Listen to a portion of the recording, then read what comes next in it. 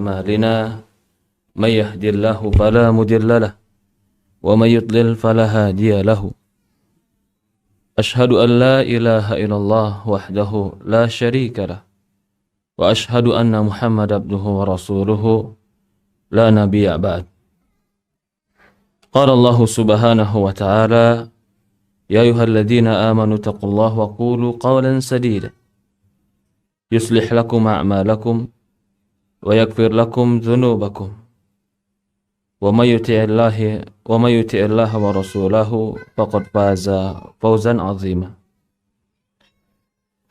فإن أصدق الحديث كتاب الله وخير الهدي هدي نبينا محمد صلى الله عليه وعلى آله وصحبه وسلم وشر الأمور محدثاتها فإن كل محدثة بدعة فإن كل بدعة ضلالة فإن كل ضلالة في النار أعاذني وإياكم من النار. Alhamdulillah, segala puja dan puji syukur kita panjatkan hanya kepada Allah Subhanahu wa taala Rabbul Alamin, serta salawat dan salam selalu kita curahkan kepada baginda Nabi kita Muhammadin sallallahu alaihi wa ala alihi wa sahbihi wasallam, kepada keluarganya, kepada para sahabatnya, juga orang-orang yang mengikuti dan mencintainya ila yaumul qiyamah. Alhamdulillah, para hadirin jemaah, akhwat dan ummahat yang dimuliakan dan dirahmati oleh Allah Subhanahu wa taala, di hari ini Allah Subhanahu wa taala pertemukan kita. Dalam majelis ini Allah Subhanahu wa taala mempertemukan kita dalam keadaan yang baik.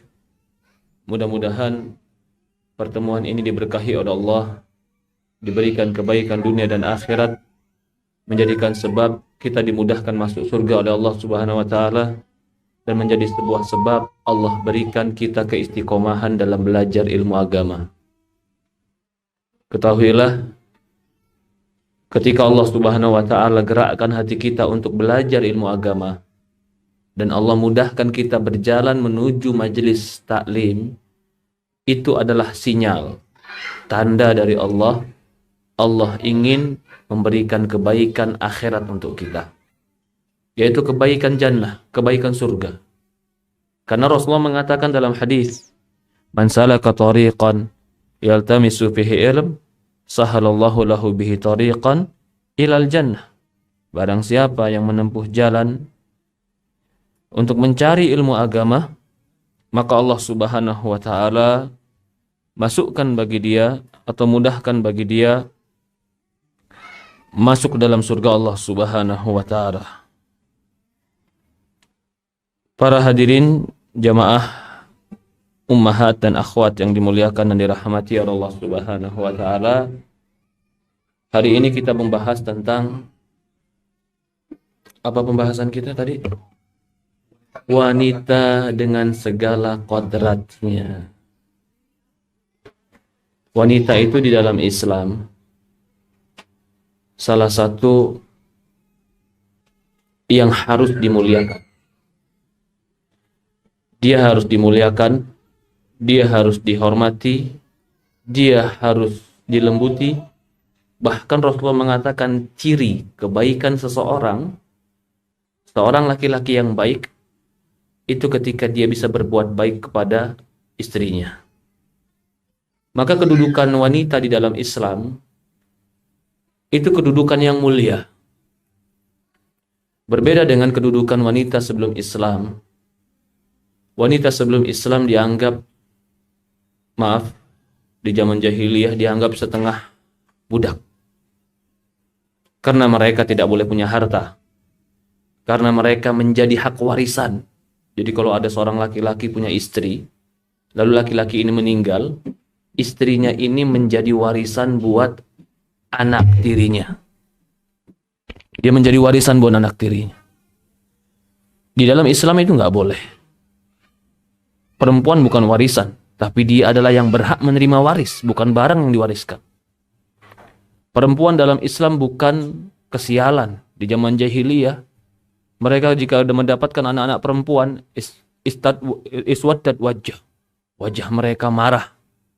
Wa huwal kadhim. Mereka menahan marah, wajah mereka memerah. Kenapa? Malu mendapatkan perempuan. Itu di zaman jahiliyah. Didatangi Islam, Allah melarang, mengharamkan perempuan untuk dikubur hidup-hidup. Allah melarang untuk memukul wanita. Allah melarang untuk menjadikan wanita yang diwariskan, tapi dia menjadi salah satu pemilik harta warisan. Di zaman jahiliyah wanita tidak akan pernah mendapatkan warisan, bahkan dia yang akan diwariskan. Dia akan menjadi rebutan dari anak-anak tirinya. Nas'alullah salam wal afiyah. Di dalam Islam, jika wanita itu masih anak yang kecil, maka dia pintu surga buat orang tuanya. Rasulullah mengatakan, "Man 'ala jariyatani hatta tablugha." Barang siapa yang mendidik dua anak perempuan sampai balik, ana wa huwa kahataini fil jannah. Aku dekat dengan dia di surga. Ini kalau anak wanita yang kecilnya dia sampai dia balik. Ketika dia sudah balik, dia menjadi istri. Apa kata Rasulullah? Usikumullahu, atau kata Rasulullah SAW, istausu bin nisa'i khaira. Kata Rasulullah SAW, kuwasiatkan kalian untuk berbuat baik pada wanita. Bahkan Rasul mengkaitkan, a'mal mu'min imanan ahsanum khuluqah. Khiyarukum li ahlikum wa ana khiyarukum li ahli.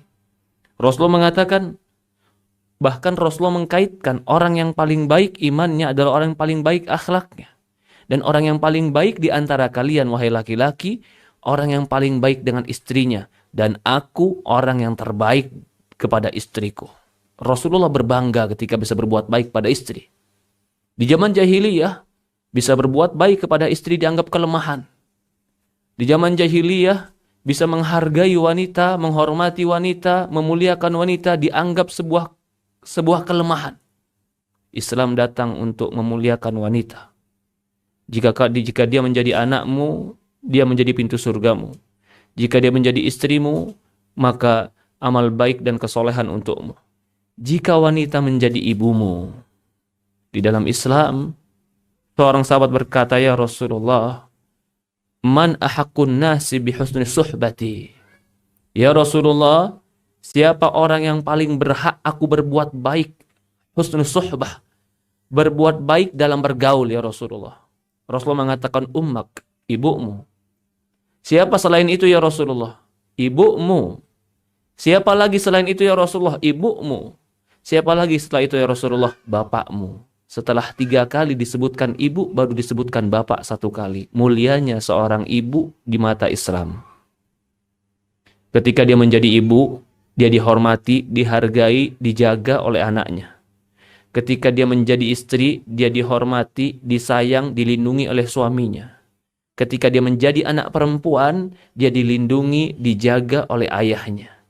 Wanita di dalam Islam memiliki kehormatan dan kemuliaan. Maka itu Allah Subhanahu wa taala menyebutkan di dalam Al-Qur'an kepada laki-laki untuk mereka menjaga para wanita. Walaupun ada beberapa keutamaan laki-laki yang Allah sebutkan di dalam Al-Qur'an, tetapi jelas wanita pun memiliki keutamaan. Maka itu Allah mengatakan, wala tatamanna ba'dukum li ba'd. Wala tatamanna ba'dukum li ba'd. Jangan sebagian kalian berangan-angan dengan kebaikan yang lain, bima faddalallahu bi ba'dukum ala ba'd. Jangan berangan-angan salah seorang kalian terhadap apa yang Allah utamakan dari sebagian yang lain. Wa bima anfaqu min amwalihim. Walirijalu nasibu mimma kasabu, walinisai kasibu mimma iktasab. Laki-laki mempunyai keutamaan dari apa yang mereka pekerjakan, perempuan juga punya keutamaan dari apa yang mereka lakukan. Laki-laki punya keutamaan, perempuan pun memiliki keutamaan dalam Islam. Qadrat wanita di dalam Islam.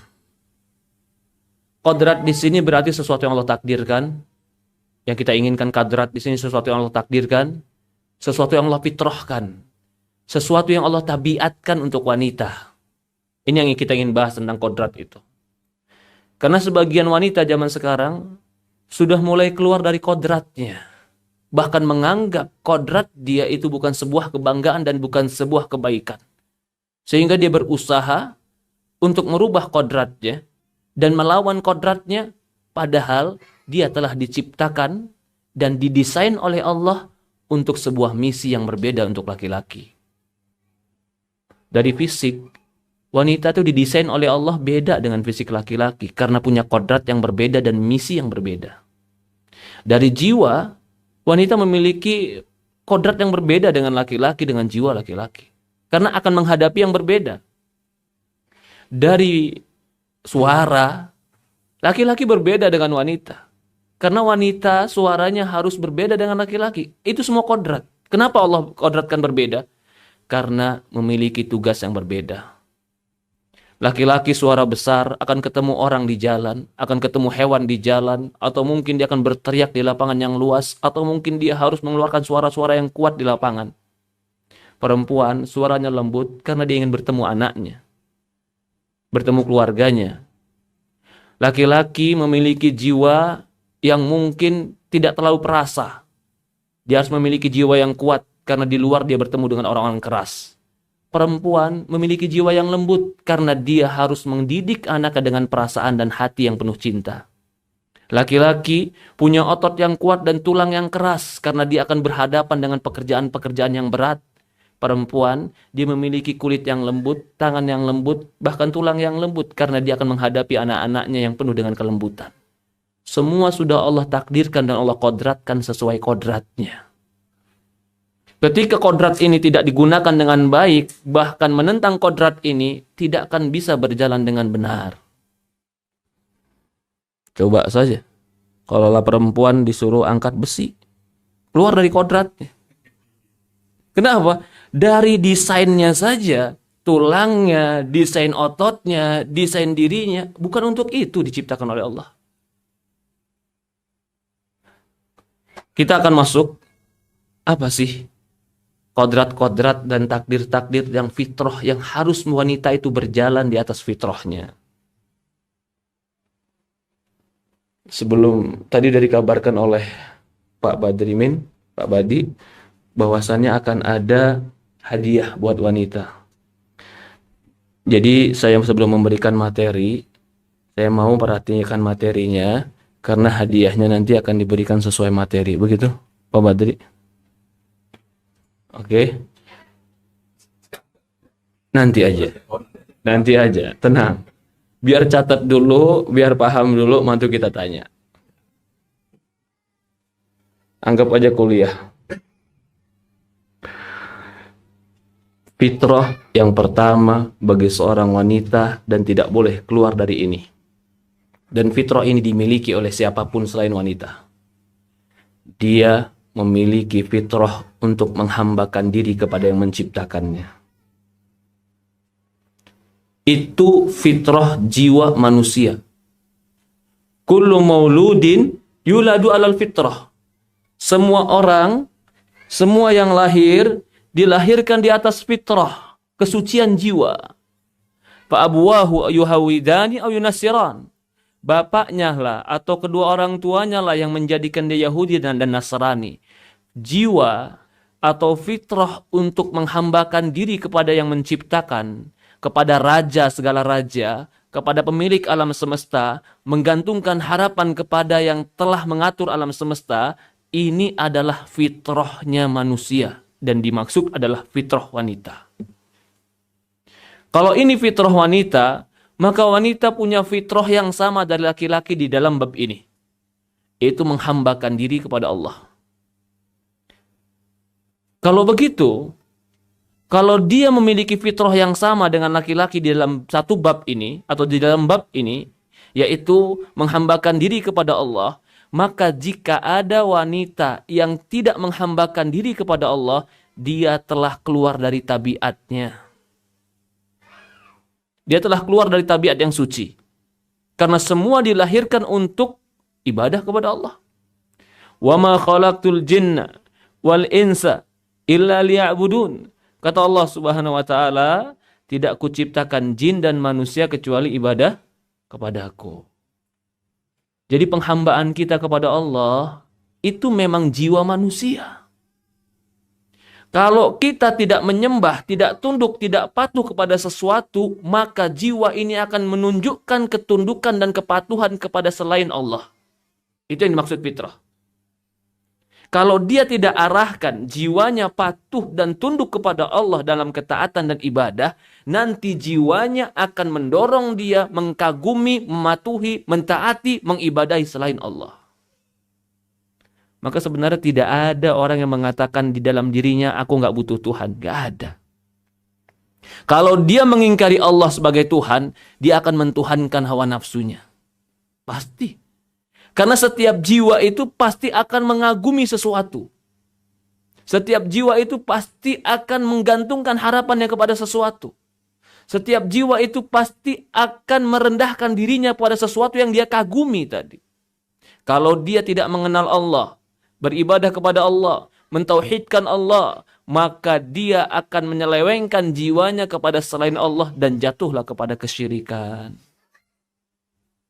Jadi, Islam mengakui bahwasannya wanita itu punya fitrah dan hak yang sama dalam ibadah. Sama haknya wanita dan laki-laki dalam ibadah. Di depan Allah semua sama.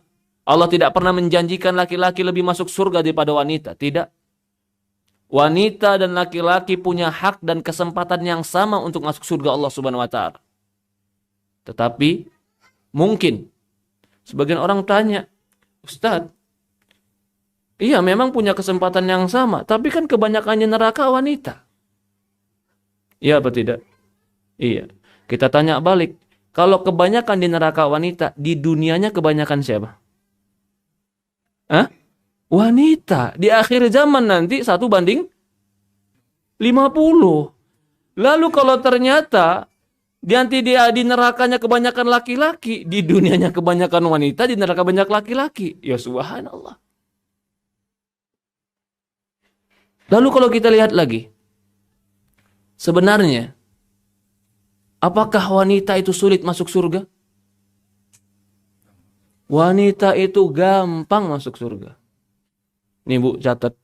Ibu sholat subuh, habis itu di rumah, habis itu masak, habis itu nyuci, habis itu jemur cucian, habis itu gosok, habis itu sholat zuhur, habis itu makan, habis itu tidur, bangun asar, habis itu mandiin anak, masih maghrib nunggu suami, habis itu makan maghrib sama suami, isya tidur bareng sama suami, ngorok sampai pagi, masuk surga. Apa kerjaannya? Sholat, jaga rumah, meladenin suami, masuk surga. Susah atau gampang? Tapi kenapa kok banyak perempuan masuknya ke neraka, Ustadz? Karena mereka telah keluar dari fitrah mereka. Man shalla khamsaha wa shawma syahraha wa ta'at ba'alaha wa hafadat farjaha qila laha udkhulil jannah min ay babi syi'ti.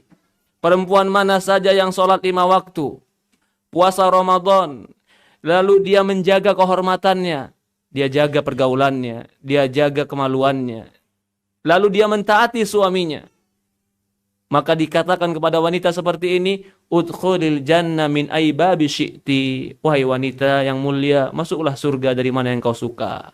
Kerjaannya cuma sholat 5 waktu. Laki-laki, kita balik sekarang. Laki-laki sholat 5 waktu, lalu puasa Ramadan, lalu menjaga kehormatan, lalu melayani istri. Apakah sama dapat itu? Belum. Masih ada tugas yang lain. Qu anfusakum wa ahlikum nar. Masih ada tugas yang lain dia. Jaga dirimu dan keluargamu dari api neraka. Kau masih harus memberikan nafkah kepada anakmu, nafkah kepada istrimu. Kau harus menjadi contoh. Kau harus menjadi petua. Kau harus menjadi imam. Kau harus mengajarkan ilmu agama. Masih banyak tugas laki-laki. Perempuan di dalam Islam memiliki hak yang sama untuk ibadah kepada Allah. Dan tugas wanita di dalam poin ini sama di hadapan Allah. Kita hidup untuk ibadah kepada Allah. Nih, dengar sekali lagi saya bilang, hidup kita untuk ibadah kepada Allah. Yang belum memahami makna ini, angkat tangan sama Allah, berdoa, ya Allah, pahamkan aku makna penghambaan diriku kepadamu. Kita tuh diciptakan untuk ibadah kepada Allah. Berumah tangga itu salah satu cara kita untuk menyempurnakan ibadah. Mendidik anak adalah cara kita untuk menyempurnakan ibadah.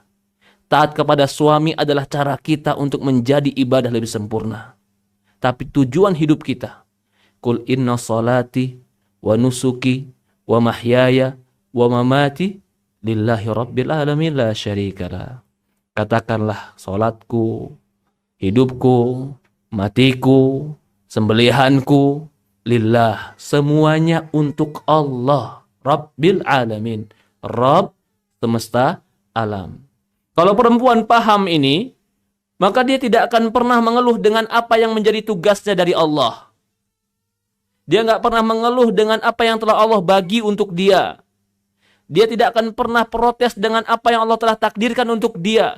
Karena dia sadar apapun yang Allah tugaskan untuk dia pasti akan bernilai pahala di sisi Allah. Karena tujuannya ibadah kepada Allah. Ngurus anak, ngurus suami, ngurus rumah, belajar, lalu ibadah. Itu semua menjadi sebuah taatan kepada Allah Subhanahu wa taala. Maka dari itu, seorang wanita tidak boleh meninggalkan kudrahnya atau takdirnya atau fitrahnya atau kodratnya. Jangan dia keluar dari kodrat ini. Dia harus dalam kodrat ini. Kau adalah hamba Allah. Jadikan hidupmu untuk Allah, didasarkan karena Allah, di atas agama Allah, untuk mencari ridho Allah. Kalau ini yang menjadi semangatmu dalam hidup, maka kau akan menjadi hamba yang mengerti makna kehidupan. Karena hidup ini bukan semau kita. Hidup ini terserah Allah. Kalau namanya terserah Allah, berarti belum tentu apa-apa yang Allah inginkan sesuai keinginan kita. Kalau sesuatu yang Allah inginkan terkadang tidak sesuai keinginan kita, lalu kita tidak memahami makna penghambaan diri kepada Allah, yang ada adalah kesal, kecewa, marah, sempit dada, tidak ridho, tidak ikhlas. Siapa yang mau kau lawan? Fitrah, kodrat, takdir.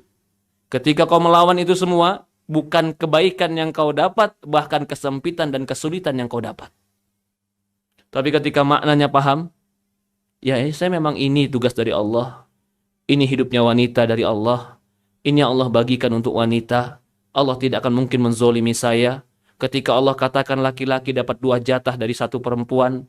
Ketika Allah memberikan tugas-tugas pada wanita, pasti tugas dari Allah ini adalah sebuah tugas yang baik yang Allah bagikan untuk wanita. Sadarkan dulu ini wanita, siapapun, bahkan bukan wanita, laki-laki pun harus disadarkan bahwasannya tugas yang Allah emban kepada dia, itu adalah amanah dari Allah. Kalau Allah yang mengamanahkan, Allah tidak akan menzolimi. Kalau Allah yang memberikan, itu pasti adalah sebuah kebaikan. Ridokah kita dengan sesuatu tugas yang telah Allah bagi untuk kita? Ridokah kita dengan sesuatu takdir yang Allah telah berikan untuk kita? Relakah kita dengan sesuatu yang Allah Subhanahu wa taala telah jalankan dalam kehidupan ini agar kehidupan menjadi sempurna, adanya laki-laki dan wanita, adanya kanan dan kiri, adanya sempit dan lapang, adanya mudah dan susah, adanya sakit dan sehat, adanya hidup dan mati. Itu semua adalah takdir Allah yang ingin menunjukkan kesempurnaan dalam penciptaan alam. Walladzi khalaqal mauta wal hayata liyabluwakum ayyukum ahsanu amala. Allah yang telah menciptakan hidup dan mati, tujuannya salah satunya selain ibadah, liyabluwakum, agar Allah uji kalian. Untuk apa diuji kita? Ayyukum ahsanu amalan. Agar nampak siapa di antara kalian yang paling baik amalnya. Jadi ujian itu sudah selalu paket dengan kehidupan. Kalau hidup pasti diuji, agar ujian itu menjadi makna, maka pahami makna kehidupan, hidup untuk ibadah kepada Allah. Wanita diciptakan oleh Allah sama seperti laki-laki. Fitrahnya, kodratnya sebagai makhluk yang menghambakan diri kepada Allah Subhanahu wa taala. Maka pahami, apapun yang Allah Subhanahu wa taala berikan untuk kodrat wanita, pastilah kebaikan, karena Allah yang membaginya, Allah yang menugaskannya, Allah yang mentakdirkannya. Tidak akan mungkin Allah menzalimi hambanya. Yang kedua, kodrat wanita, di antara kodrat wanita, Allah sudah gambarkan di Quran. Kata Allah Subhanahu wa taala, ketika Allah bercerita tadi tentang wala tatamannau ba'dukum ala ba'd wa bima faddalallah, atau jangan sebagian kalian berangan-angan dengan sebagian yang lain. Allah telah mengutamakan laki-laki sebagaimana Allah telah mengutamakan juga sebagian perempuan. Allah mengatakan di Quran, kata Allah Subhanahu wa taala, ar-rijalu qawwamuna 'ala nisa'i bima faddalallahu bi ba'dhum bima faddalallahu ba'dhum 'ala ba'd wa bima anfaqu min amwalihim. Fas-salihatu qanitatu hafizatu lil ghaibi bima hafizallah. Kata Allah Subhanahu wa taala berfirman dalam Al-Qur'an, laki-laki ar-rijalu qawwamuna 'ala nisa. Laki-laki itu qawam. Qawam itu pemimpin, pembimbing yang meluruskan 'ala nisa, terhadap wanita. Wa bima faddala ba'dhum 'ala ba'd. Karena Allah telah mengutamakan sebagian mereka dari sebagian yang lain. Wa bima anfaqu min amwalihim, karena Allah Subhanahu wa taala karena mereka telah menginfakkan harta-harta mereka. Lalu kata Allah, as-salihat, perempuan yang soleha itu, qanitat, yang tunduk dan patuh, hafidhatul lil ghaib, dia jaga dirinya ketika suaminya ghaib, bima hafidhallah, dengan apa-apa yang Allah suruh mereka untuk menjaga diri mereka. Di dalam ayat ini Allah Subhanahu wa taala menyebutkan bahwasannya di antara fitrah wanita adalah wanita itu dipimpin. Maka itu Rasulullah mengatakan, la yuflihu qaum walam, tidak akan beruntung satu kaum yang perempuan mereka menjadi pemimpin. Siapa yang membagi kepemimpinan ini? Laki-laki jadi pemimpin, perempuan yang dipimpin. Siapa yang bagi? Allah. Kalau Allah yang bagi, itu sesuai fitrahkah atau itu pembagian yang salah? Sesuai fitrah. Lalu kalau ada perempuan yang ternyata ingin menjadi pemimpin, laki-lakinya malah dia pimpin. Wahai wanita, jangan keluar dari fitrahmu. Kadang-kadang nih perempuan, enggak Ustaz, saya tahu laki-laki pemimpin, tapi suami saya kurang greget Ustaz, saya lebih greget daripada suami. Jangan. Laki-laki itu tugas dari Allah, dia jadi pemimpin. Jangan kita memimpin dia. Perhatikan ini. Kalau kau berusaha memimpin dia, berarti kau telah keluar dari tugas Allah. Kalau kau keluar dari tugas Allah dan keluar dari fitrah yang Allah takdirkan untukmu, berarti akan ada sesuatu yang khalal, sesuatu yang salah.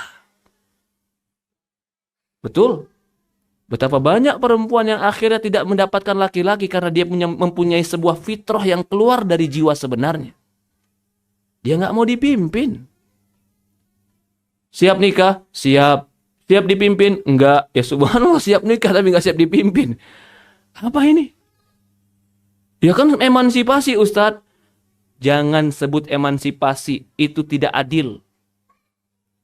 Kita sudah sebutkan tadi, Quran, agama Islam memuliakan wanita, tapi memuliakan pada posisinya. Artinya apa? Ada yang dipimpin, ada yang memimpin. Ada bagi tugas yang maju ke depan, ada yang di belakang, ada yang keluar, ada yang di rumah, ada yang keras, ada yang lembut, ada yang kuat, ada yang lemah. Itu semua adalah jodoh. Kalau sama-sama kuat, sama-sama di luar, sama-sama keras, sama-sama di atas, gak bisa. Gak bisa begitu dalam hidup. Yang membagi, Allah mengatakan ar-rijalu qawwamuna 'alan nisa. Laki-laki itu qawwam. Kalau kita lihat ke dalam terjemahan, pemimpin. Qawwam itu bukan hanya pemimpin. Qawwam itu yang meluruskan. Itu qawwam. Berarti dia yang memimpin, yang membimbing, yang menjaga. Kalau kau tahu kau akan dipimpin oleh seorang laki-laki, maka jangan cari laki-laki yang nggak bisa mimpin. Kalau kau tahu kau akan diatur oleh seorang laki-laki, jangan cari laki-laki yang mengaturmu kepada kejelekan. Kalau kau tahu kau akan dibimbing dan kau harus mendengar kepada pemimpinmu, maka kau harus serahkan dirimu kepada orang yang benar dan jangan serahkan kepada orang yang salah. Itu wanita. Dari inilah Rasulullah mengatakan dalam sebuah hadis, Rasulullah SAW memberikan anjuran, unzuri aina kunti fi, fa innahu jannatuki wa naruki. Perhatikan wahai wanita di mana kedudukanmu di hadapan suamimu. Sesungguhnya dia surgamu dan nerakamu. Kenapa dikaitkan surga dan neraka ketika berkaitan dengan suami? Karena Allah telah membagi suami menjadi pemimpin. Agar kepemimpinan ini sempurna, maka yang dipimpin harus taat. Ketaatanmu kepada suamimu itu bukan hanya karena kau manusia wanita dan dia laki-laki. Bukan. Ketaatanmu kepada suamimu karena Allah akan memberikan surga kepadamu. Walaula amura ahadan li an yasjuda li ahadin la amartu mar'ah an tasjuda li zawjiha. Apa kata Rasulullah SAW? Kalau seandainya aku boleh memerintahkan seorang wanita sujud kepada seorang lain, atau kalau seandainya aku boleh memerintahkan seseorang sujud kepada orang lain, ku perintahkanlah seorang wanita sujud kepada suaminya. Bukan maksudnya sujud adalah boleh bersujud, tidak boleh. Tapi di sini ingin menegaskan, ketaatanmu kepada suamimu itu bukan karena kerendahan dirimu, tapi karena Allah yang membagikan tugas ini. Semua orang hidup punya tugas, semua orang hidup punya peran, semua orang hidup punya apa yang telah Allah takdirkan untuk dia. Maka jalanilah tugas dan peran sesuai takdir Allah. Ketika kau ingin menjalani sesuatu peran yang bukan Allah takdirkan untukmu, kau tidak akan bisa melakukan peran itu karena engkau tidak disetting dan didesain untuk peran itu. Termasuk memimpin dalam rumah tangga. Bukan berarti langsung kita katakan, oh kalau gitu perempuan ikutin aja suami walaupun suami masukin neraka. Enggak boleh. Allah melarang, Rasulullah melarang, taati suamimu. Kalau kau taat pada suamimu, jadikan dia pemimpin. Kalau kau jadikan dia pemimpin, lalu kau dengar dia, kau masuk surga. Jadi ketaatanmu kepada dia di atas kebaikan, itu bukan hanya karena suami, tapi karena Allah. Sehingga ketika kau taat kepada dia, yang membuat kau kuat dan sabar bisa taat, saya bukan cari ridho suami saya cari ridho Allah. Kan sekarang nih banyak nih perempuan, Ustadz ngomong taat sama suami mah gampang Ustadz. Itu kalau suaminya soleh Ustadz. Suami saya kan nggak soleh Ustadz. Jadi ya nggak perlu taat. Coba, adakah dalil Quran atau hadis tidak taat kepada suami dengan alasan suami itu adalah bukan orang soleh? Apa yang Allah janjikan kepada istrinya Fir'aun? Surga. Suaminya siapa, Pak? Fir'aun. Suami kamu Fir'aun atau belum? Hampir, Ustaz. Walau hampir belum sampai ke Fir'aun. Belum sampai ke Fir'aun, dia masih sholat, dia masih syahadat. Iya, cuman Ustaz. Ya udah, jangan pakai cuman. Kamu taat sama dia bukan karena dia, kamu taat sama dia karena Allah. Kalau ini hadir dalam dirimu, ketaatanmu karena Allah, kau tidak pernah melihat apakah dia akan membalas ketaatanmu dengan kebaikan atau kejelekan. Kau nggak peduli. Karena aku taat dan patuh kepada dia. Aku melayani dia karena Allah.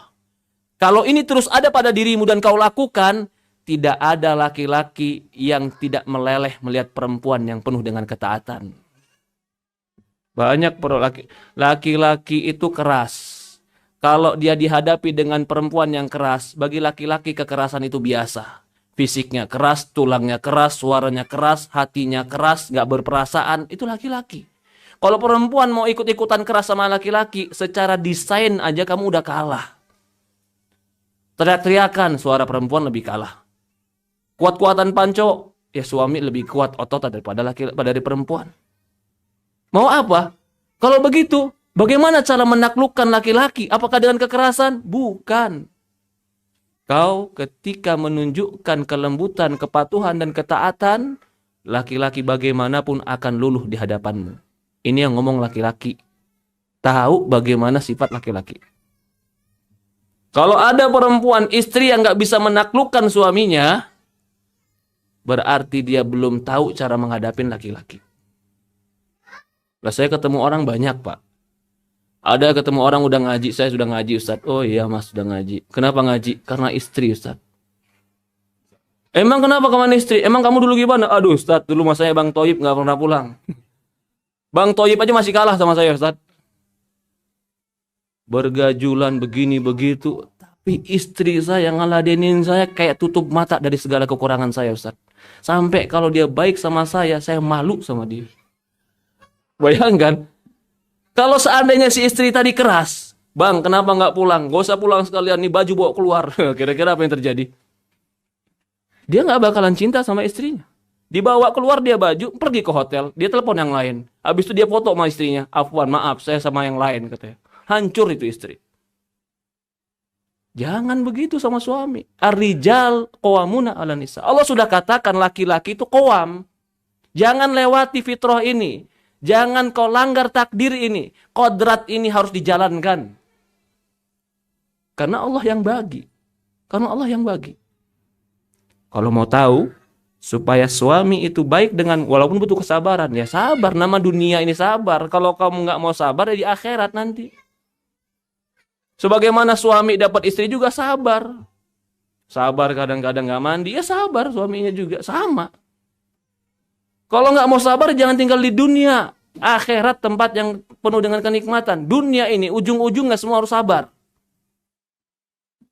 Sampai kapan sabarnya Ustaz? Cuman sebentar sampai ketemu Rasulullah, selesai sabar kita. Ini bahwasannya memang Allah fitrahkan. Ini bukan propaganda, jangan seperti orang kafir. Oh, itu cara-cara Islam aja merendahkan wanita. Tidak, kita bagi job sesuai dengan desain kita yang Allah telah ciptakan. Kamu diciptakan seperti itu, laki-laki diciptakan seperti ini. Ini pembagian Allah. Kalau dijalankan sesuai pembagian Allah, yakin akan ada kiri dan kanan, akan ada kuat dan lemah, akan ada lapang dan sempit, akan ada sehat dan sakit, semua berpasangan. Maka itu istri dikatakan zaujah karena dia pasangan.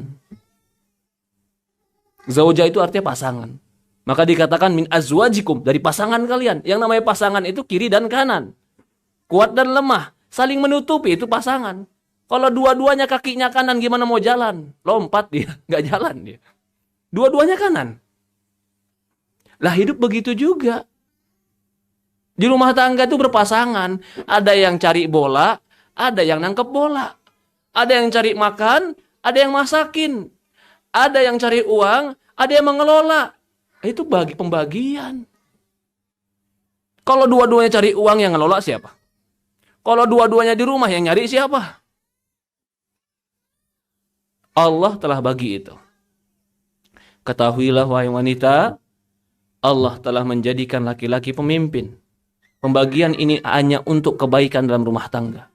Maka posisikan dia sebagai pemimpin. Kadang-kadang perempuan ini nggak memposisikan laki-laki sebagai pemimpin. Saya Pak, ini saya cerita sajalah. Walaupun sedikit dan jarang, tapi kenyataan. Beberapa minggu yang lalu ada habis kajian keluarga, saya ditarik sama bapak-bapak. Ustaz, maaf Ustaz, saya mau ngomong, silahkan. Dengan mata berkaca-kaca dia bilang, Ustaz, saya poligami atau enggak ya? Kenapa kamu? Istri saya kalau lagi marah gaplok wajah, Ustaz. Ya subhanallah. Itu istri gaplok wajah. Untung laki-lakinya sabar itu. Kamu pernah pukul dia? Enggak, Ustaz. Saya nggak pernah pukul dia. Saya tahan tangannya. Karena saya tahu nggak boleh mukul. Tapi ini perempuan semakin nggak dipukul, semakin merajalela, makin teriak, semakin malah mencaci suami. Ya Allah, untung dia dapat suami udah ngaji. Coba dapat suami belum ngaji, ya subhanallah. Apa yang terjadi bagi perempuan kayak begitu? Hah? Ya subhanallah, rontok gigi bisa-bisa di depan laki-laki. Nggak boleh kayak begitu wanita. Mungkin orang awam Ustaz, dia udah pakai cadar. Mungkin baru ngaji Ustaz, dia tinggal di dekat komunitas hampir 10 tahun. Tapi tabiat jeleknya belum dirubah karena dia merasa bahwasannya aku adalah pemimpin dan suamiku lemah. Buang kesombonganmu, buang keangkuhanmu, buang kecongkakanmu. Kamu adalah di depan suamimu adalah wanita. Rasulullah pernah menceraikan seorang perempuan yang congkak. Pernah. Siapa bilang Rasulullah nggak pernah menceraikan wanita? Rasulullah pernah menceraikan seorang wanita. Bahkan ini wanita belum disentuh sama Rasulullah, sudah dibayar mahar yang mahal. Karena dia perempuan cantik, keturunan bangsawan, dia cantik, keturunan bangsawan, dan dia kaya. Maka Rasulullah memberikan mahar kepada dia sesuai posisi wanita ini. Begitu diberikan mahar ini, masuk kamar bersama Rasulullah, dia cemburu dengan Rasulullah karena Rasulullah punya istri yang lain. Apa dia bilang? A'udzubillahi minka. Aku minta perlindungan kepada Allah dari engkau. Maksud dari siapa? Muhammad. Kita biasanya ta'awud ke siapa? Ke syaitan. A'udzubillahi minasy syaitan. Dia ta'awud kepada Rasulullah. Disebutkan oleh para ulama membahas tentang wanita yang dicerai ini. Kata para ulama, ini wanita yang kibar. Wanita yang sombong, merasa cantik, merasa kaya, merasa keturunan bangsawan. Sehingga dia tidak menghargai suaminya. Ketika Rasulullah mendengar itu, Rasul cuma menjawab, engkau telah terlindungi dari apa yang engkau telah berlindung kepada sangat besar, maka engkau terlindungi. Maksudnya apa? Muhammad tidak akan pernah menyentuh dirimu. Cerai. Jangan dikira Rasulullah nggak pernah menceraikan wanita. Siapa yang diceraikan? Cantik itu perempuan. Baca buku para ulama. Kaya itu perempuan. Rasulullah istri Rasulullah SAW itu nggak ada yang jelek. Sauda gimana? Sauda tua tapi bukan jelek. Karena tua itu usia. Semua orang akan tua. Begitupun perempuan ini. Tapi kenapa dicerai? Dia cantik, dia kaya, dia bangsawan, dia sombong. Angkuh depan suaminya. Rasulullah menceraikan dia. Kecantikan akan pudar, kekayaan akan habis, kebangsawanan tidak bisa membuat kenyang. Tapi kelembutan, khidmat, pelayanan, servis, itu yang membuat cinta terus bersemi. Ini yang keberapa? Fitrah yang keberapa? Akhwat, fitrah yang keberapa? Hah? Fitrah yang kedua. Laki-laki pemimpin, perempuan dipimpin. Kalau dia taat dengan pemimpin, bagi dia apa? Surga. Jangan dia lawan kodrat ini.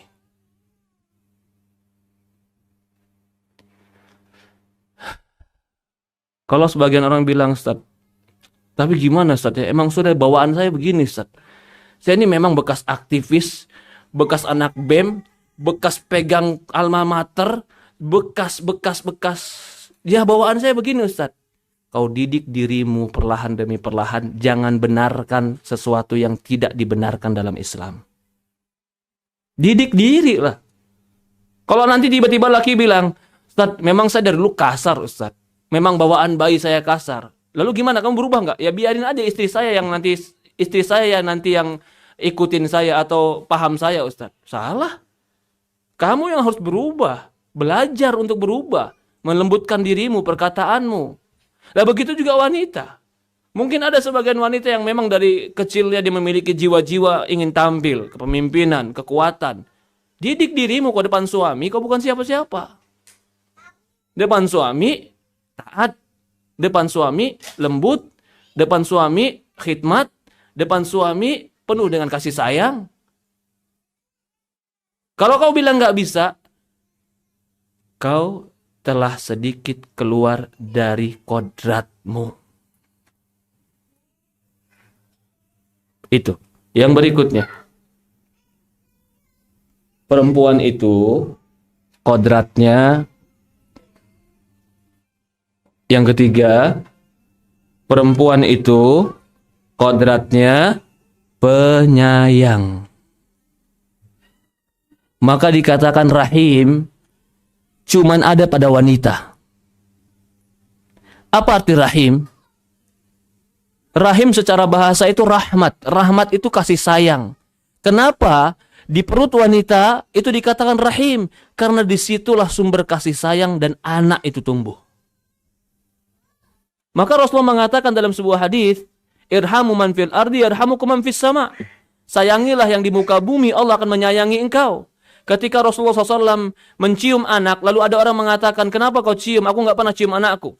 La yarhamullah man la yarhamun nas. Allah tidak menyayangi orang yang tidak menyayangi manusia. Maka itu Rasulullah mengatakan juga dalam hadis, ankihul walud wal wadud. Nikahilah perempuan yang banyak anak dan perempuan yang wadud, yang penyayang. Kenapa penyayang ini menjadi fitrah? Karena ketika sayang dia, rasa empati dia yang besar, yang menyebabkan dia bisa bangun malam untuk menyusui anaknya dan tidak bisa dia tidur kalau anaknya nangis. Mengapa rasa empati ini besar, rahim ini besar? Dengan rasa rahim ini, dia bisa membedakan mana tangisan lapar dan mana tangisan yang ingin dipeluk oleh anaknya. Coba suami suruh pegang anak. Anaknya nangis, bingung. Ini ngapain nih? Anak nangis apa maksudnya? Bingung. Yang ujung-ujungnya cuma digendong-gendong, lalu dia apa? Bisa perlu diajak main, dilempar-lempar, ayo diem, tambah nangis tuh anak. Tapi kalau ibu dengan kasih sayangnya, baru lihat, oh ini mah mau nenen, oh ini mah pampersnya penuh, oh ini mah mau bobo. Rahim. Maka dengan rahimnya itu, dia harusnya menyayangi anaknya, nyaman dengan anaknya, senang mengurus anaknya. Gak ada istilah baby apa sekarang tuh? Bukan. Baby blues apa? Orang bilang bosan mengurus anak. Ya Allah ya Rabbi. Kucing aja gak pernah bosan mengurus anak. Kenapa? Karena fitrah. Lah ini sekarang, maaf, ini sekarang sedang ada istilah-istilah perempuan yang tanda kutip dibenarkan dalam rangka bosan ngurus anak. Sehingga dia boleh meninggalkan anaknya dalam sesaat, dalam sehari, dengan alasan bosan ngurus anak. Kamu untuk healing supaya gak ketemu anakmu dulu. Itu bukan fitrah wanita. Coba, bisakah engkau tidak menyusui anakmu sementara di buah dadamu ada air susu? Kau akan sakit, akan panas badanmu, kau akan demam. Menunjukkan kau fitrah menyusui anakmu itu. Bisakah kau seorang ibu tidak bertemu dengan anaknya dalam waktu yang lama? Hukum asalnya tidak bisa. Ibu itu fitrah. Jiwanya itu sayang kepada anak karena memang sudah Allah setting itu pada diri dia. Sehingga rasa empati yang besar ini menyebabkan dia selalu mengurus anaknya dengan keridoan, dengan senang hati, dengan hiburan. Jadi kalau ada istilah sekarang free child, nggak mau punya anak, itu keluar dari fitrah. Itu bukan fitrah wanita. Itu bukan fitrah wanita yang benar ketika dia tidak mau punya anak. Yang punya rahim cuma wanita. Lalu wanita tiba-tiba yang sudah punya rahim, Allah tabiatkan dengan ciptaan seperti itu. Dia ingin melawan tabiatnya. Saya nggak mau punya anak. Kau tidak akan pernah bisa bahagia ketika kau melawan tabiatmu sendiri. Tapi kelihatannya enak. Ustadz yang nggak punya anak jalan-jalan terus sama suaminya. Masih muda, nanti udah tua. Dia sama suaminya tua berdua. Rumahnya sepi, yang nemenin cuma jangkrik. Lah ini bener. Tapi kalau orang yang punya anak, ketika masa tua, weekend anaknya datang, cucunya datang, semuanya menghargai dia, mencintai dia, mencium dia. Hiburan tidak? Kenapa? Karena ketika muda, dia menyayangi anaknya. Yang gak mau punya anak, oh masih mudanya umur 25 sampai 30 jalan-jalan, berdua jalan-jalan, oh kemana-mana, foto di Instagram, menunjukkan bahwasannya sedang berjalan. Iya, itu waktu. Coba nanti usiamu 45 tahun ke atas. Udah ada waktunya pinggangmu sakit. Udah ada waktunya gula darah naik. Udah ada waktunya asam urat tinggi. Gak punya anak, gak punya keluarga, gak punya yang lain. Siapa yang akan menghibur kita? Perempuan menyayangi, mendidik anak, itu fitrah. Jangan kotori fitrah ini dengan pemikiran-pemikiran yang merusak Islam. Maka itu suatu hari, Aisyah pernah di rumah Rasulullah SAW gendong bayi. Kenapa? Rasulullah SAW gendong gendong bayi boneka. Ketika Rasulullah SAW gendong bayi boneka, ini istri. Rasulullah pulang, ngelihat istrinya lagi gendong bayi, Pak. Kira-kira gimana, Pak? Istri gendong bayi. Bayi tapi bukan bayi beneran, boneka. Rasulullah nggak marah. Rasulullah mengatakan, "Man hadihi Aisyah?" Apa ini ya Aisyah? "Hadihi banati." Ini anak perempuanku. Digendong sama Aisyah. Seolah-olah ada perempuan. Kenapa Rasulullah nggak mengingkarinya? Karena itu fitrah wanita. Dia bermain dengan boneka dan menyukai bayi, itu fitrah wanita. Itu tabiat dan kodrat wanita. Jangan dia lawan kodrat itu. Dia akan sepi di hatinya dan akan hampa di jiwanya ketika dia melawan kodrat itu. Maka tidak ada istilah apa tadi? Baby blues atau free child. Itu bukan manusiawi, bukan wanita yang sebenarnya. Bukan wanita yang sebenarnya. Wanita yang sebenarnya ankihu walud wal wadud. Nikahilah perempuan yang banyak anak dan penyayang, kata Rasulullah. Jadi kebanggaannya adalah wadud. Ya. Berikutnya, di antara fitrah wanita dan kodrat wanita, Allah menyebutkan di Quran, wa qarna fil buyutikunna wa la tabarrajna tabarrujal jahiliyatil ula. Wanita, diam dirilah kalian di rumah-rumah kalian. Jangan kalian bertabarruj, bersolek sebagaimana solekan-solekan orang jahiliyah. Di dalam ayat ini Allah memerintahkan perempuan di rumah. Apakah itu sesuai dengan fitrah dan kodrat wanita? Itu kodrat wanita. Kata sebagaimana kita bilang tadi, fisiknya saja beda wanita. Allah nggak ciptakan fisik wanita itu besar, nggak ciptakan otot wanita itu besar, nggak ciptakan suara wanita itu besar, nggak ciptakan jiwa wanita itu tidak berperasaan. Wanita itu lebih berperasaan. Kalau di luar rumah, apa yang dibutuhkan? Badan yang kuat? Ya tidak. Otot yang kuat, suara yang kuat, bahkan kulit yang kasar. Itu semua ada pada siapa? Ada pada laki-laki. Perempuan kulitnya lembut, memang di rumah. Badannya lembut, suara lembut, memang Allah ciptakan dan setting dia ini memang untuk di rumah. Kalau dia ternyata keluar rumahnya dan dia tidak sesuai fitrahnya, akan ada sesuatu yang kholal, yang salah dalam hidupnya, atau tidak sesuai dengan fitrahnya. Contoh tadi, kenapa sebagian wanita sekarang merasa terbebani dengan mengurus anaknya? Kenapa sekarang sebagian wanita merasa berat untuk mengurus anaknya? Bisa jadi dia melanggar fitrah yang berikutnya ini. Dia nggak diam di rumah. Mungkin dia kerja, mungkin dia banyak main, mungkin dia banyak nongkrong. Begitu dikasih amanah jaga anak, seolah-olah beban. Kan aku udah capek di luar. Kan aku udah di luar. Kenapa? Karena dia tidak menjalani fitrahnya. Berdiam di rumah, fitrah wanita. Kau diam di rumahmu, kau urus anakmu, kau sholat 5 waktu, kau perbaiki ibadahmu, kau jaga kehormatanmu, walakil jannah, surga menunggumu. Apalagi yang harus Allah Subhanahu wa taala janjikan kalau bukan surga yang terbaik? Bukankah itu sebuah kenikmatan dari Allah? Kalau seandainya perempuan keluar rumah sama seperti laki-laki yang keluar rumah, siapa yang akan menjaga anak-anak di rumah? Siapa yang akan mendidik anak-anak? Siapa yang akan memperhatikan anak-anak? Siapa yang akan mengayomi anak-anak? Kalau dikatakan sudah laki-laki saja di rumah, yang perempuan yang keluar. Tidak, laki-laki secara fitrah pun gak bisa. Kenapa tadi kita bilang? Karena itu empati yang berbeda, perasaan yang berbeda, suara yang berbeda, fisik yang berbeda. Jangan-jangan gara-gara dia sering angkat yang keras, sering kerja keras, begitu ngangkat anaknya tiba-tiba nangis. Kenapa? Kepencet kekerasan sama bapaknya. Tapi kalau ibunya yang ngangkat, enggak, dia nggak nangis. Beda secara fisikis. Ya. Kemudian diam di rumah ini merupakan kebaikan bagi wanita. Maka berdiamlah di rumah.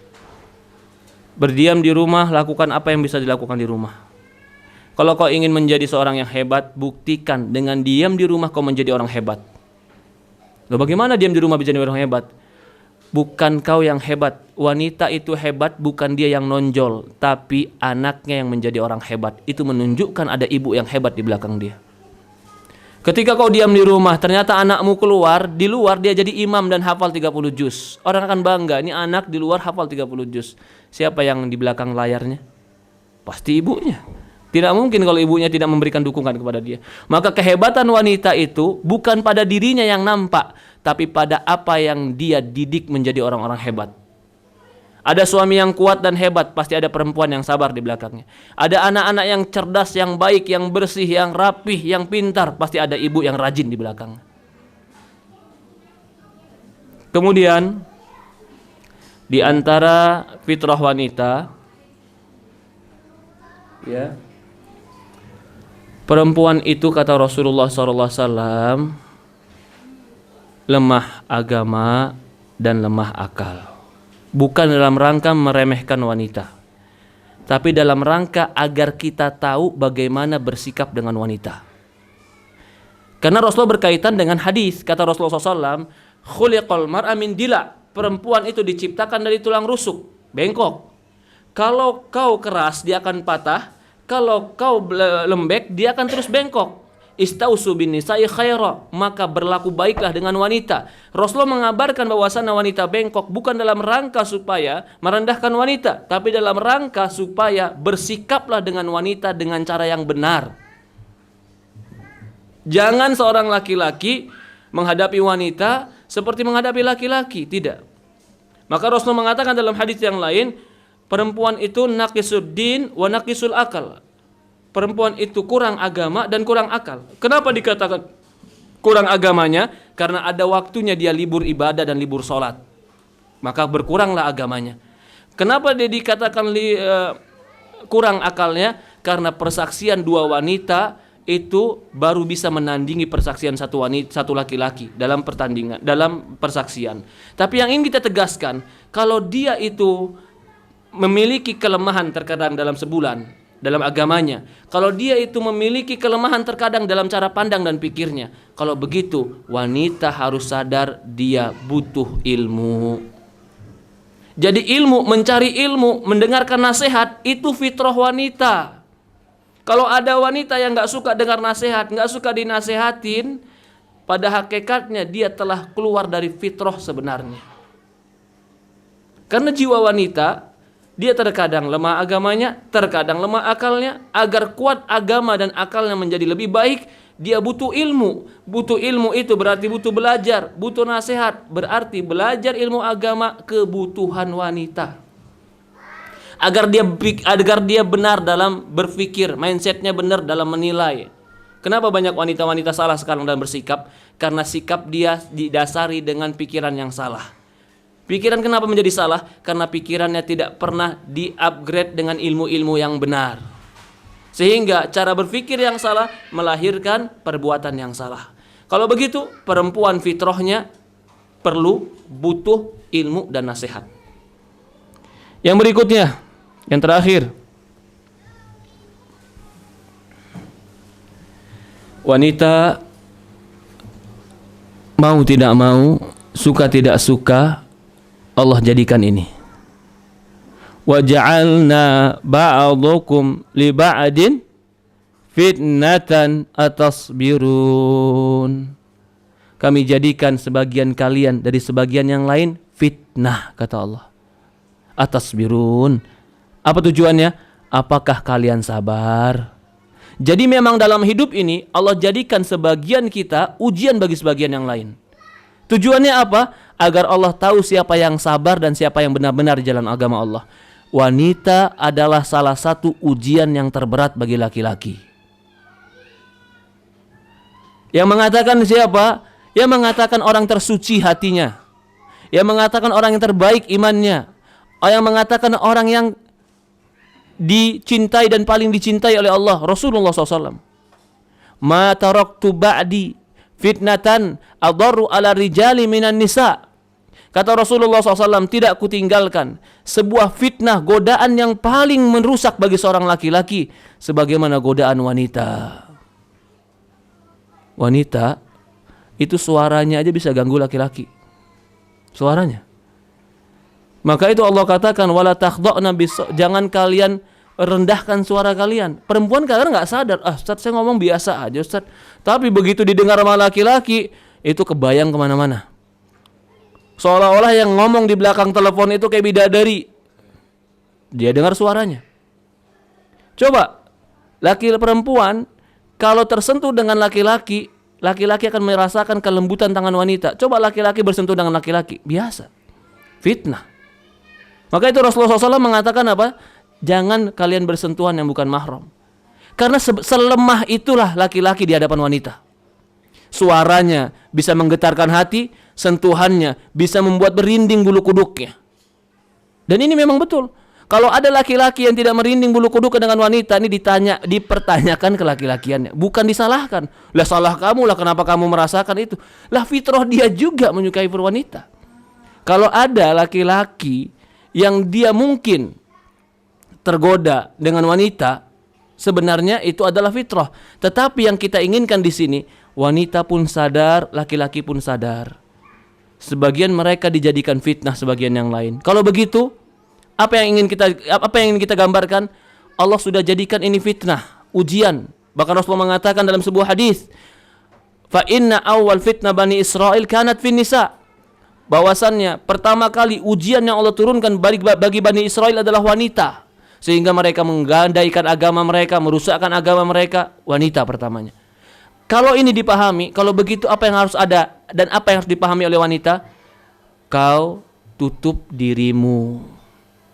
Jangan bertindak seperti wanita-wanita yang tidak kenal agama. Ketawamu bisa menjadi fitnah, suaramu bisa menjadi fitnah, auratmu bisa menjadi fitnah, keramahanmu bisa disalah persepsikan. Jaga dirimu, jaga perbuatanmu. Maka itu Allah menyebutkan tentang perempuan solehat, as-salihatu qanitatun hafidhatu bima hafidallah, hafidhatu lil ghaib bima hafidallah. Perempuan yang soleh itu, yang soleha itu adalah perempuan yang taat, yang tunduk, wahafidhat, yang dia menjaga dirinya. Jangan bermudah-mudahan bergaul. Jangan bermudah-mudahan untuk berinteraksi yang bukan dengan mahram. Jangan bermudah-mudahan membuka aurat. Dia bilang, enggak Ustaz, saya buka aurat, saya enggak merasa ngapa-ngapain kok, saya enggak merasa menggoda. Kamu tidak merasa menggoda dan tidak berniat menggoda, tetap laki-laki tergoda. Jangan dikira yang menjadi dosa itu adalah wanita yang menggoda dan niat menggoda.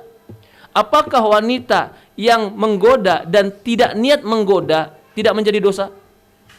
Dia pakai bajunya yang keluar rumahnya buka aurat, lalu dibilang, kenapa nggak pakai aurat? Saya mah biasa aja, saya nggak ada niat goda orang kok. Bukan niat atau nggak niat, kamu tidak niat pun tetap laki-laki tergoda.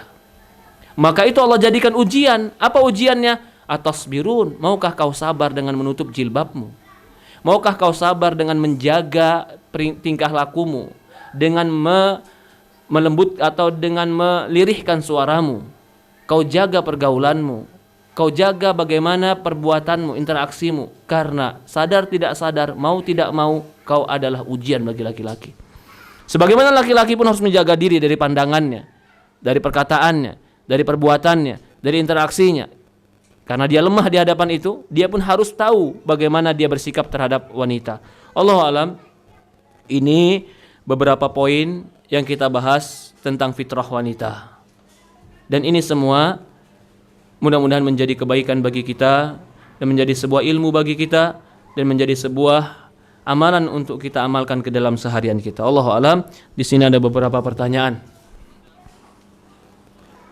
Allahu la ilaha. Jika kodrat wanita dimuliakan, mengapa banyak wanita disakiti suaminya? Misal diselingkuhi, dibohongi, dan lain-lain. Karena banyak wanita lain yang menggoda pula. Wanita itu kan dikatakan fitnah, ujian bagi laki-laki. Laki-laki kadang-kadang otaknya ditaruh dengkul untuk cari wanita. Laki-laki untuk semua masalah dia masih pakai rasional. Tapi ketika berhubungan dengan syahwat, kadang-kadang akalnya hilang. Nah kalau begitu, ketika wanita disakiti oleh suaminya, apakah berarti Allah menghinakan wanita? Tidak. Siapa yang mengatakan itu menghinakan wanita? Katanya di sini kan wanita dimuliakan. Kenapa sering disakiti? yang memuliakan agama, yang menyakiti laki-laki. Jangan salahkan agama, salahkanlah laki-laki yang menyakiti. Apakah agama menganjurkan supaya laki-laki menyakiti wanita? Tidak. Lalu kenapa hubungan dengan agama? Agama menganjurkan supaya laki-laki memuliakan wanita. Lalu ada laki-laki yang menyakiti wanita. Katanya wanita dimuliakan. Jangan salahkan agama, salahkan laki-laki yang menyakitimu. Jangan hubungkan dengan takdir dan qadratullah. Allah nggak pernah salah. Yang salah kau salah memilih pasangan. Itu yang salah.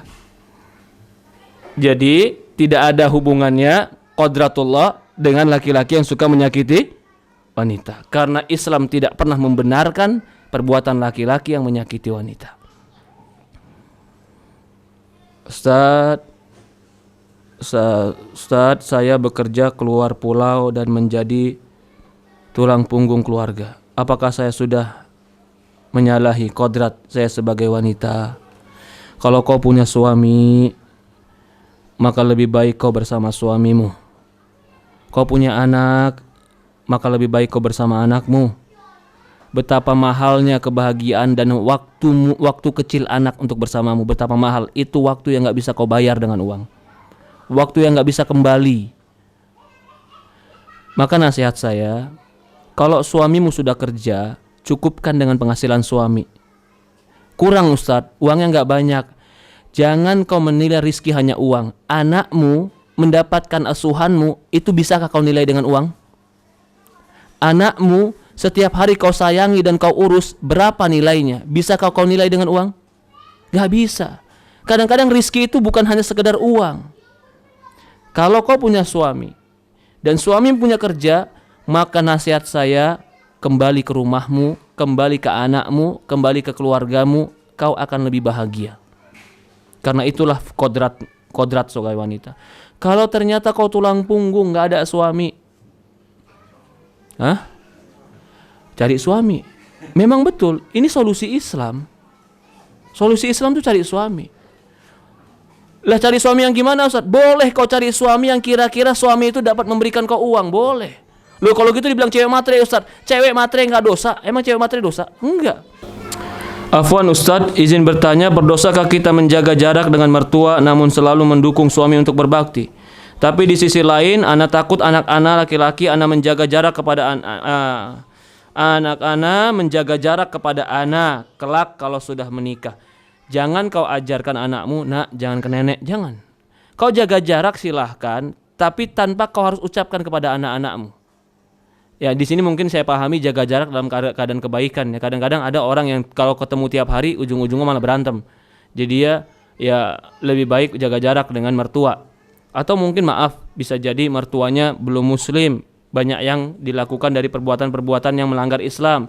Dia jaga jarak supaya agama dia baik. Tapi dia nggak larang suami berbakti, silahkan, boleh. Lalu bagaimana tentang anak nanti? Jangan sebutkan kepada anakmu, nak, jangan ke nenek, jangan. Itu sebuah ajaran. Lalu bagaimana? Ya kau jaga jarak saja tanpa dipengetahui anakmu, atau kau atur anakmu supaya dia pun tidak terpengaruh dengan sesuatu yang tidak baik. Allahu a'lam. Apakah wanita dengan status janda dan umurnya sudah di atas 40 tahun bisa pergi umroh sendiri karena tidak punya cukup dana untuk mengajak mahramnya? Ini masalah fikih ya. Tetap hukum asalnya perempuan itu safar dengan mahram. Itu hukum asalnya. La tusafiru mar'a ila madzil mahram. Jangan perempuan safar kecuali bersama mahramnya. Tetapi memang terjadi ikhtilaf ulama kalau safarnya ini haji yang wajib atau umroh yang wajib. Dan dia pergi bersama orang yang dianggap aman agamanya. Ada sebagian berdalil dengan hadis atau perbuatannya Abdullah bin Umar. Abdullah bin Umar pernah mengajak istrinya haji dan istrinya mengajak sebagian teman-temannya di Madinah untuk haji. Maka dari itu sebagian mazhab Syafi'i membolehkan dengan perbuatan Abdullah bin Umar ini. Tapi sebagian pendapat Ahmad Hambali mengatakan mutlak, kau enggak wajib umroh atau haji kalau kau tidak mampu pakai mahram, karena kau belum dianggap mampu. Allahu a'lam. Tahap dalam mengingatkan suami perihal melaksanakan ibadah sholat 5 waktu. Karena selama ini seorang istri sudah mengingatkan tapi malah marah-marah. Mohon pencerahannya, sikap seorang istri harus bagaimana dalam menyikapinya. kalau kita berbicara kepada ulama dan bertanya kepada ulama, sholat itu tidak ada toleransi sebenarnya. Tidak ada toleransi dalam sholat.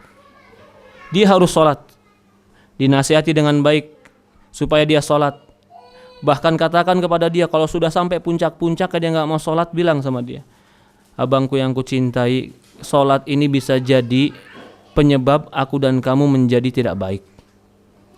Kenapa? Karena memang kalau kita tanya para ulama, apa hukum menikah dengan laki-laki yang tidak sholat? Sebagian ulama, bahkan ada ulama yang berpendapat tidak boleh. Jadi masalah sholat ini beda dengan masalah yang lain. Yang lain mungkin kita masih bisa toleransi. Tapi kalau masalah sholat, contoh lah ya, maaf, mungkin kalau saya mencontohkan sedikit yang agak ekstrim, dia kadang-kadang pulang mabuk Ustaz, tapi sholat 5 waktu.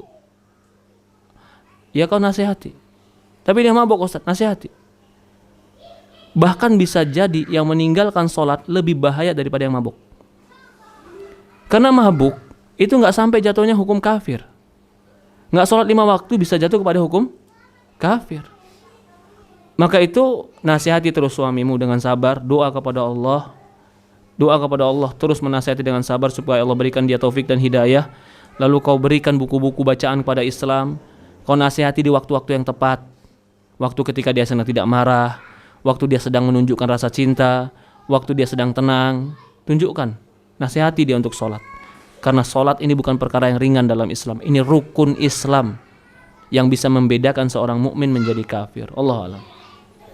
Allah musta'an. Mungkin ini yang kita bahas. Saya ucapkan terima kasih banyak kepada Sohibul Bait yang punya rumah, juga kepada teman-teman semua dari panitia, juga teman-teman yang sudah hadir, ummahat, ibu-ibu, ikhwan yang sudah hadir. Saya memohon maaf jika ada ucapan saya yang mungkin menyinggung hati, tapi mudah-mudahan apa yang kita pelajari ini bermanfaat untuk kita. Kita tutup dengan doa kafaratul majelis. Subhanakallahumma wa bihamdi asyhadu an la ilaha illa anta nastaghfiruka wa atubu ilaik. Assalamualaikum warahmatullahi wabarakatuh.